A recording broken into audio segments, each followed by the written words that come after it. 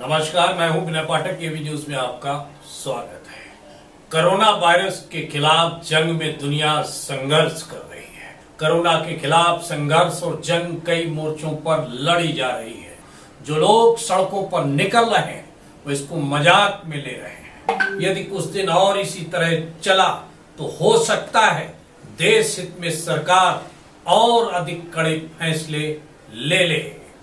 भारत में संक्रमण की संख्या बढ़ रही है, रुक नहीं रही है। सुरक्षा बल पालन करा रहे हैं। कानून व्यवस्था का पालन कराने वाले हम सबको लेकर चिंतित है।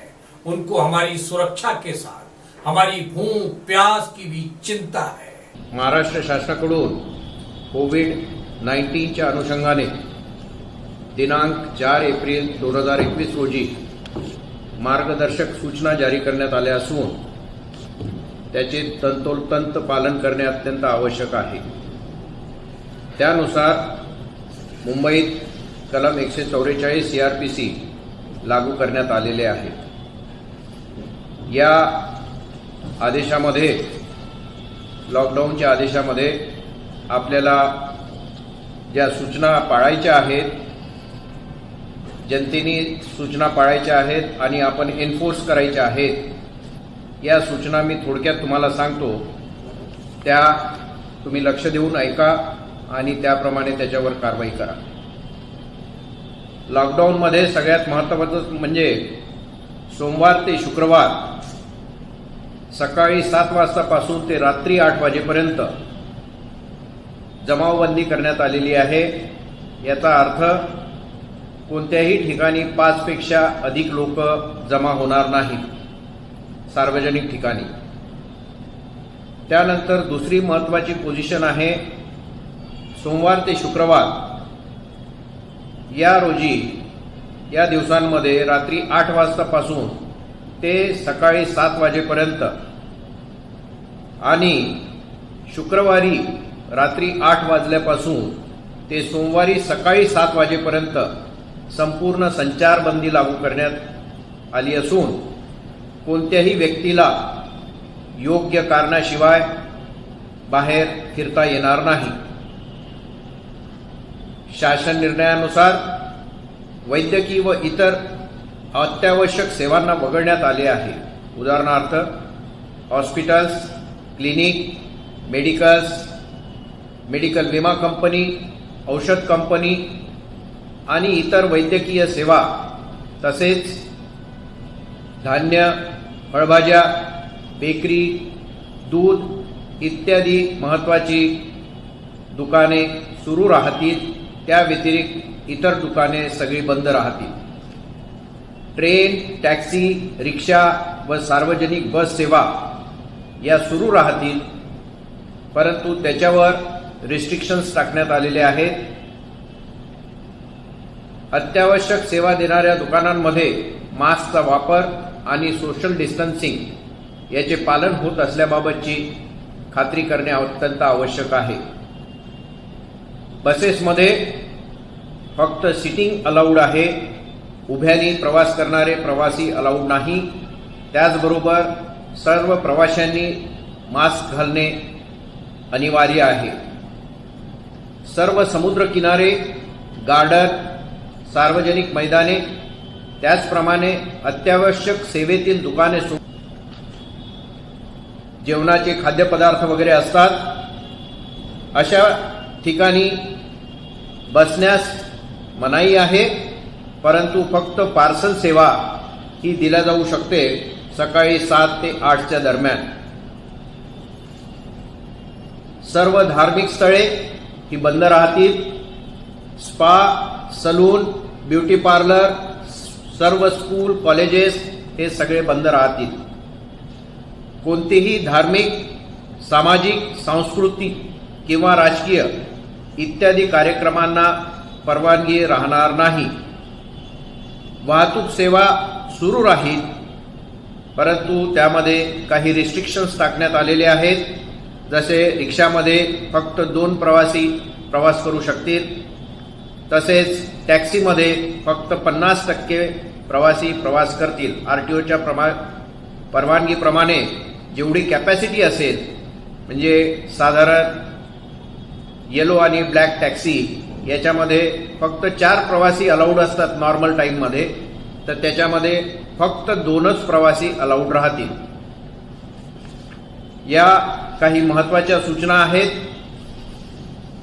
याच्यामध्ये आपण पोलीस अधिकारी आणि कर्मचारी यांचा अत्यंत महत्त्वाचा सहभाग या लॉकडाऊनमध्ये राहणार आहे आणि याच्यासाठी हा लॉकडाऊन यशस्वी करण्यासाठी आपल्याला काही गोष्टींचं पालन करणं अत्यंत आवश्यक आहे. तर पुढे मी काही ज्या गोष्टी आपल्याला करायच्या आहेत त्या सांगणार आहेत आणि ज्या करू नये या पण सांगणार आहेत. याच्यामध्ये सगळ्यात महत्त्वाची कोविड-19च्या अनुषंगाने महाराष्ट्र शासनाने दिलेल्या सर्व नियमांचे पालन न केल्यास अशा व्यक्तीवर योग्य ती कारवाई करताना पोलिसांनी जनतेशी संयमाने व सौजन्यपूर्वक संवाद साधून योग्य प्रकारे परिस्थिती हाताळावी. दुसरी, सर्व अधिकारी व अंमलदार यांनी जवळच्या रुग्णालयात जाऊन वॅक्सिनेशन करून घेणे अत्यंत आवश्यक आहे. वरिष्ठ अधिकारी यांनी त्यांच्या अधिपत्याखालील अधिकारी व अंमलदार यांनी वॅक्सिनेशन करून घेतले की नाही याची खात्री करावी. तसेच अधिकारी व अंमलदार यांनी आपले कर्तव्य बजावत असताना देखील स्वतःची काळजी घ्यावी.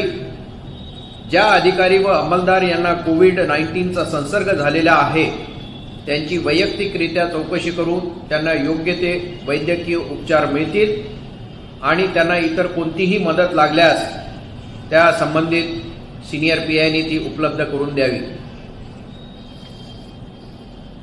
आपण हा लॉकडाऊन एन्फोर्स करत असताना बंदोबस्ताच्या वेळीस वाहनांची कागदपत्रे तपासू नये किंवा कोणत्याही कागदपत्रांना शक्यतोवर स्पर्श करू नये व आवश्यक असल्यास अशी काही शंका आली आणि तुम्हाला कागदपत्रे तपासणे आवश्यक आहे असे जर वाटत असेल तर ग्लव्हचा वापर करून आणि तात्काळ सॅनिटायझरने हात धुवून तुम्ही स्वतःला सॅनिटाईज करून घेणं आवश्यक आहे. कारण होऊ शकतं त्या कागदपत्रांमधून तुमच्यापर्यंत हे संक्रमण होऊ शकतं. विना मास्क कारवाई किंवा इतर कोविड नियमांची उल्लंघनाची कारवाई करताना वाद न घालता सौजन्याने वागावे. बंदोबस्ताचे कर्तव्य करीत असताना कायदा स्वतःच्या हातात घेऊ नये. कोविड नियमाचे उल्लंघन करणाऱ्यावर कायदेशीर कायदा करावी.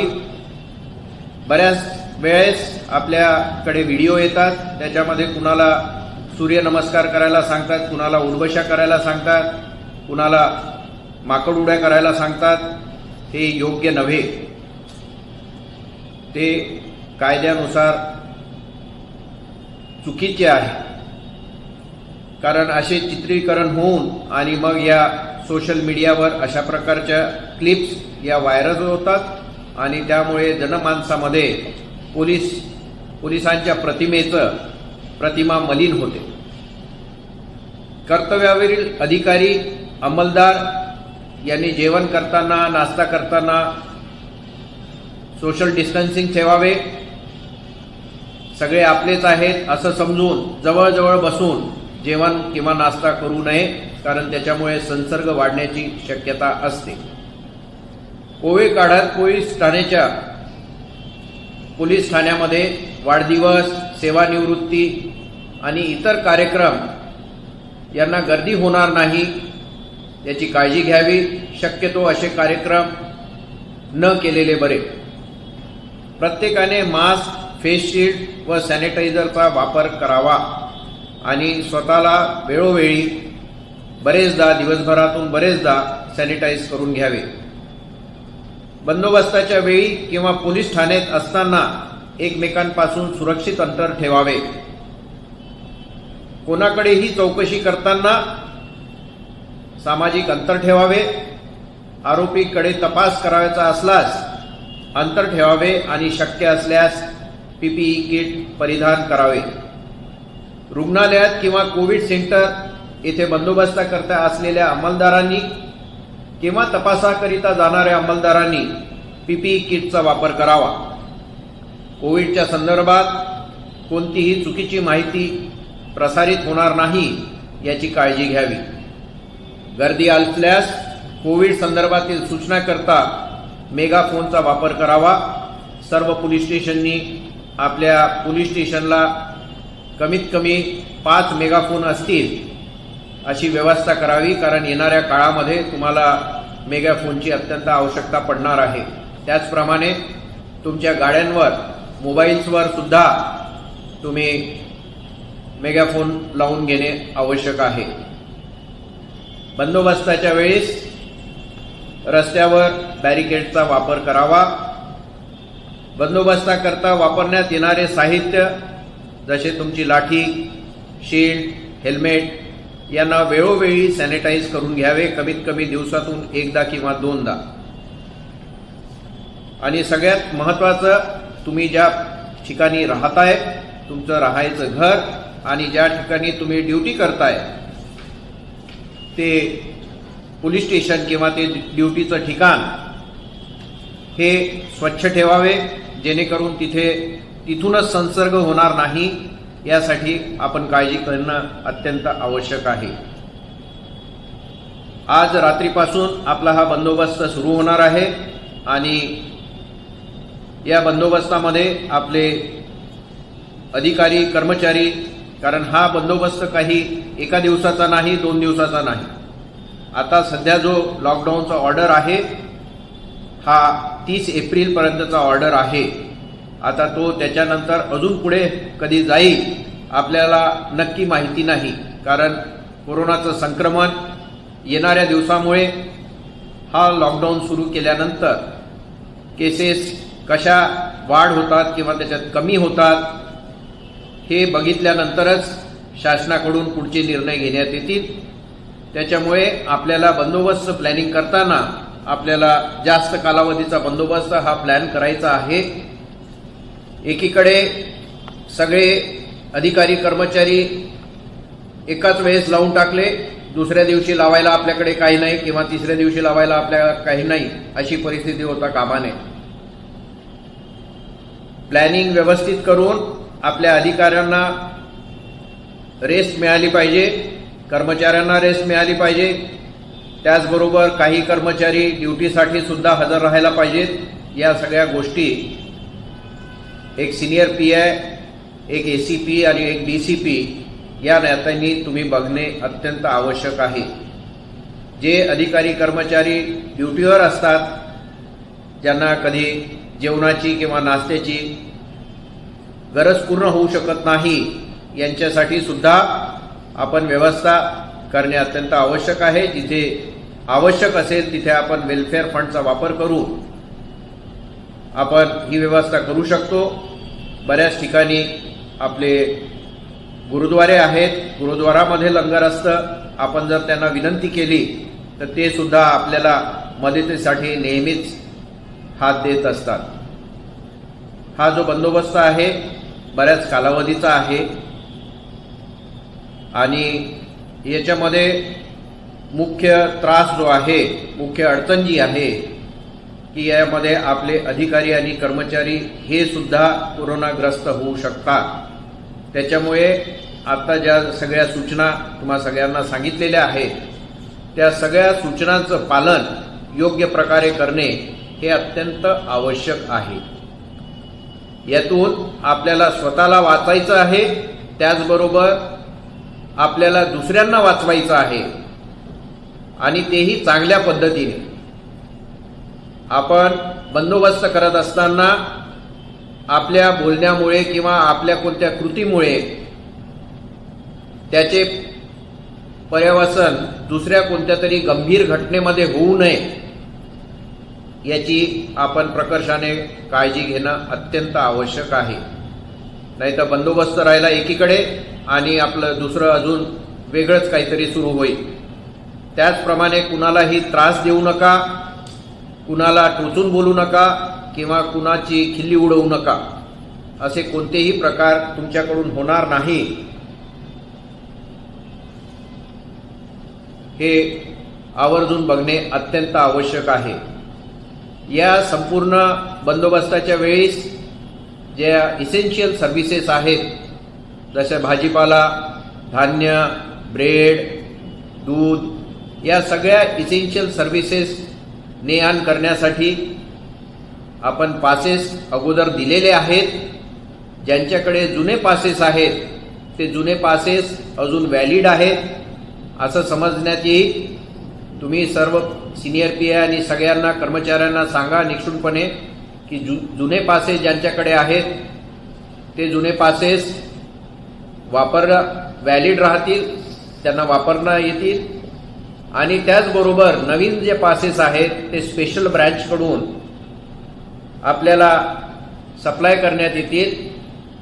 अगोदर DCP हे पासेस इश्यू करत होते वाहनांचे आणि लोकांचे इसेन्शियल सर्व्हिसेसच्या, परंतु आता आम्ही निर्णय घेतलेला आहे की ACP दर्जाचे अधिकारी हे आता पासेस इश्यू करतील. परंतु पासेस इश्यू करताना हे सर्व पासेस व्यवस्थित त्याचा रेकॉर्ड ठेवण्यात येईल. कुणाला पासेस इश्यू केल्या गेले त्याच्यावर नंबरिंग ठेवण्यात येईल आणि तुमच्या प्रत्येक ACPच्या ऑफिसमध्ये रजिस्टर ठेवून नंबरनुसार ते पासेस व्हेरिफिकेशनसाठी उपलब्ध राहायला पाहिजे. आणि DCPंनी वेळोवेळी किती पासेस इश्यू झाले, कुणाला इश्यू झाले याची शहानिशा करणे अत्यंत आवश्यक आहे. पुढे येणारे दिवस हे महत्त्वाचे दिवस आहेत.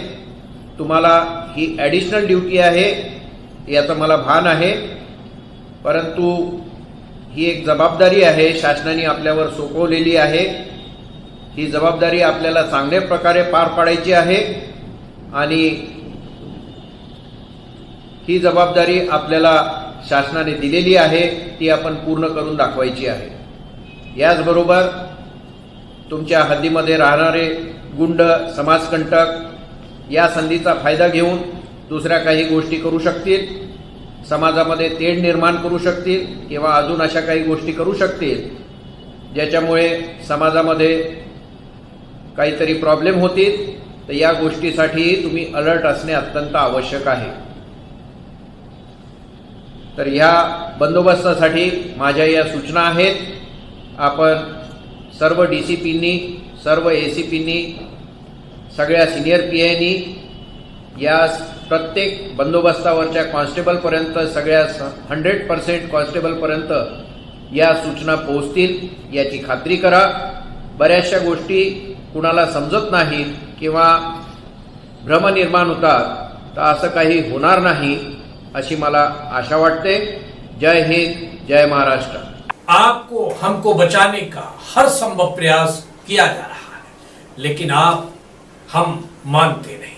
जरा सा मौका देखा, सड़कों पर निकल आए. अब एक ही रास्ता रह जाता है कि सरकार और उसकी मशीनरी और अधिक सख्ती करनी होगी. शासन प्रशासन की लाख मंशा के बावजूद लोग इस लॉकडाउन का उल्लंघन कर सोशल डिस्टेंसिंग की धज्जियां उड़ा रहे हैं. वर्तमान परिवेश की विपदा को गंभीरता से नहीं ले रहे हैं, जो एक बहुत बड़ा संकट है.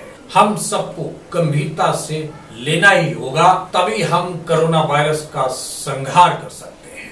अंत में चलते चलते विनती, अनुरोध, गुजारिश कि आप अपने घरों में रहें, सुरक्षित रहें और सरकार के निर्देशों का पालन करें. जय हिंद, जय भारत.